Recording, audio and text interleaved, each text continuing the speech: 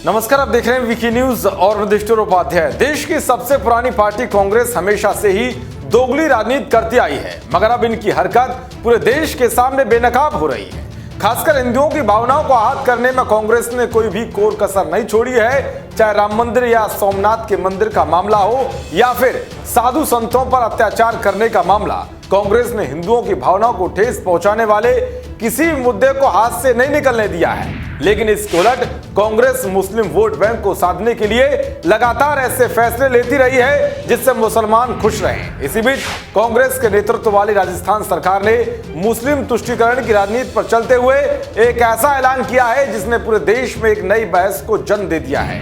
दरअसल गहलोत सरकार ने ऐलान किया है कि वो मदरसों के विकास के लिए 25 लाख रुपए तक की आर्थिक सहायता मुहैया करवाएगी। ये सहायता राशि मुख्यमंत्री मदरसा आधुनिकीकरण योजना के तहत दी जाएगी।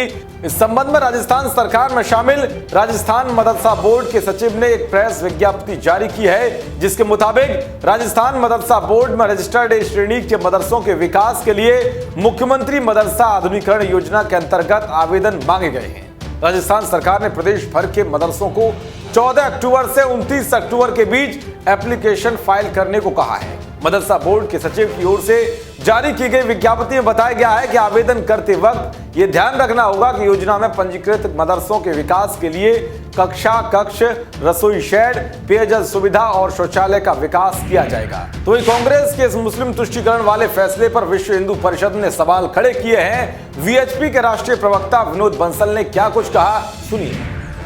अब तक मदरसों पर इस सेकुलर कांग्रेस ने पिछले 70 वर्षों में कई लाख, मैं कहता हूं कई करोड़ खर्च कर दिए इन मदरसों पर। क्या एक पैसे की कोई आमदनी हुई? पैसे को तो छोड़ दीजिए, देश के पैसे को आतंकवाद से रोकने में सरकार को उल्टा खर्च करना पड़ा। देश के पैसे को सांस्कृतिक जो अतिवाद था, जो सांस्कृतिक आक्रमण जो हो रहे थे देश के ऊपर, देश की सुरक्षा के ऊपर जो आक्रमण हो रहे थे, उनके गढ़ बने इन मदरसों को सरकार उल्टा फंडिंग कर रही है। अभी राजस्थान की सरकार ने प्रत्येक मदरसे को 25 लाख रुपए देने का घोषणा की है। क्या आप सेकुलर सरकार हैं? क्या सेकुलर संविधान से चलते हैं? अगर आप सेकुलर सरकार हैं और सेकुलर संविधान से चलते हैं तो निश्चित रूप से आपको कम्युनल काम नहीं करना चाहिए। अगर आप कम्युनल काम करते हैं तो कहिए आप मैं सेकुलर सरकार नहीं, हम कम्युनल सरकार हैं। चीन, सिंगापुर, जापान, फ्रांस, ऐसे अनेक देश, इवन पाकिस्तान में भी मदरसों को बैन किया गया इन्हीं इस्लामिक जिहादी एक्टिविटीज़ के कारण। शोपियां में एक मदरसा जो है, वहाँ से कितने आतंकवादी निकले, ये पूरी दुनिया ने देखा। उन्होंने कुंभ मेला, जिसके कि 4200 करोड़ रुपए के खर्चे का अनुमानित जो खर्चा था, उस पर तो प्रश्न चिन्ह लगा दिया। लेकिन उन्होंने नहीं देखा कि कुंभ मेले से 1,20,000 करोड़ रुपए की आमदनी हुई।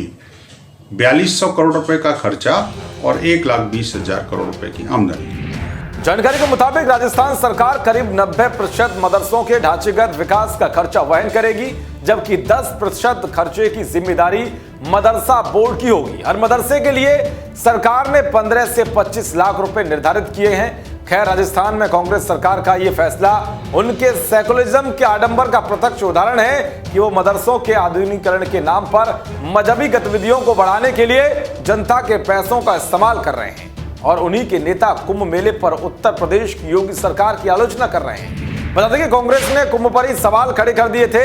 कहा था कि सरकारी पैसों से कुंभ आयोजन नहीं होना चाहिए, जिसके बाद उदित राज की जबरदस्त धुलाई भी हुई थी। उसके बाद वो अपने बयान से पलट गए और ट्वीट को डिलीट कर दिया था। लेकिन कांग्रेस नेता उदित राज ये भूल जाते हैं कि उनकी पार्टी की राज्य सरकारें मुस्लिम तुष्टीकरण की राजनीति करते हुए उनके मजहबी केंद्रों पर जमकर पैसा उड़ा रही हैं। वैसे मत सोचिए कि कांग्रेस ऐसा करके मुसलमानों का भला कर रही है, बल्कि उनके साथ एक बड़ा छल कर रही है, क्योंकि कांग्रेस नहीं चाहती कि मुसलमानों को अच्छी शिक्षा मिले।